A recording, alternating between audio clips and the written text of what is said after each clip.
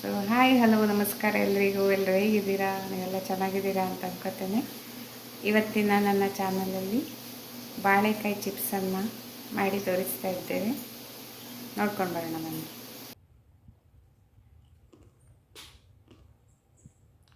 ಸೂಪರಾಗಿದೆ.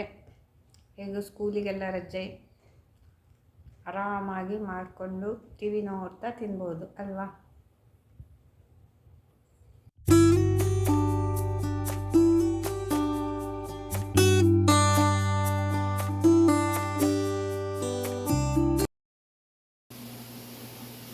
So ಈ ಬಾಳೆಕಾಯಿ ತಗೊಂಡು ಇವತ್ತು ಚಿಪ್ಸ್ ಮಾಡ್ತಾರೆ ಅಮ್ಮ. ಹೇಗಾಗತ್ತೆ ನೋಡುವ. ಸೊ ಬಾಳೆಕಾಯಿಯನ್ನು ತಗೊಂಡು ಅದರ ಸಿಪ್ಪೆಯನ್ನು ತೆಗೆದು ಸಪೂರಕ್ಕೆ ಹೆಚ್ಕೊಬಿಡ್ಬೇಕು.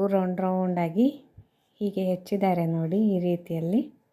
ತುಂಬಾ ಸಿಂಪಲ್ ಪ್ರೊಸೀಜರ್, ಎಲ್ಲರಿಗೂ ಗೊತ್ತೇ ಇದೆ. ಆದರೂ ಕೂಡ ನಾನು ನಿಮ್ಮೊಟ್ಟಿಗೆ ಶೇರ್ ಮಾಡೋಣ ಅಂತ ಅನಿಸ್ತು ಮಾಡ್ತಾಯಿದ್ದೇನೆ. ಹಾಗೆ ಎಣ್ಣೆಯಲ್ಲಿ ಕರಿಬೇಕು, ಫ್ರೈ ಮಾಡಬೇಕು.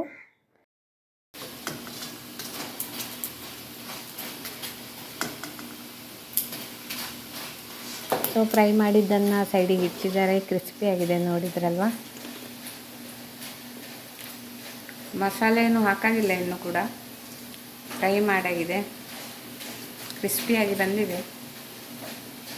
ಸೊ ನನ್ನ ಅಮ್ಮ ಫ್ರೈ ಮಾಡ್ತಾ ಇದ್ದಾರೆ ನೋಡಿ. ಅವರಿಗೆ ಇಂಥದ್ದೆಲ್ಲ ಮಾಡೋದು ತುಂಬ ಖುಷಿ.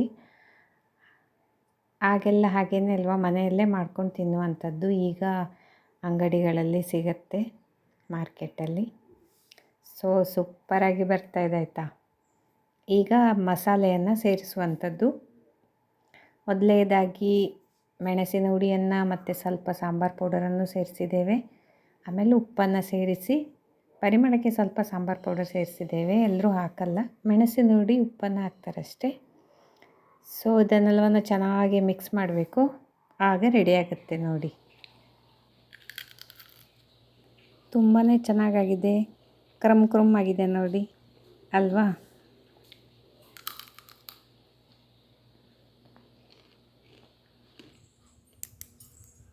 ಸೊ ನೀವು ಕೂಡ ಬಾಳೆಕಾಯಿ ತಂದ್ಕೊಂಡು ಚಿಪ್ಸ್ ಮಾಡಿ ಕ್ರಮ್ ಅಂತ ತಿಂತಾ ಟೀ ಕುಡಿಯುತ್ತಾ ಟಿ ವಿ ನೋಡಿಬಿಡಿ ಅಲ್ವಾ. ಸೊ ನನ್ನ ಇನ್ನೊಂದು ಬೆಸ್ಟ್ ವಿಡಿಯೋದೊಂದಿಗೆ ಮತ್ತೆ ಸಿಗ್ತೇನೆ. ಅಲ್ಲಿವರೆಗೆ ಟೇಕ್ ಕೇರ್, ಬಾಯ್.